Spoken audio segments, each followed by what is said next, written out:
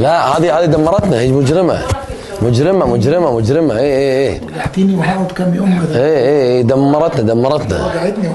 انا دمرتني. انت ايش قاعد يصير معي؟ انت قاعد تشوفها من بعيد. انا شفايفها شي تسوي. شجاعه والله انا ما ادري انك ايش رايك ياسر وانا قلت لك اللغم توه؟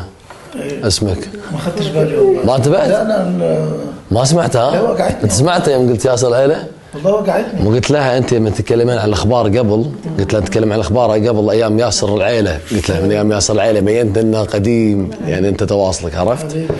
فبعد عمري اشياء وايد تتعور، لكن الناس ما تعرف، ما تحس، الناس ما تفكر بالوجع. يعني في بعض العوار حتى الادويه وايد قويه ما تشفي ألمك، ما تشفي ألمك. في بعض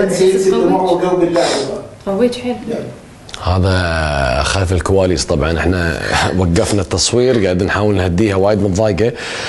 قلت لكم من الحلقات اللي راح تكون روعه، واتمنى يشهد رب العالمين ان هذه الانسانه فعلا تاخذ حقها في كل المجالات، سواء بالوسط الفني، سواء في علاقاتها الشخصيه، علاقاتها مع اهلها.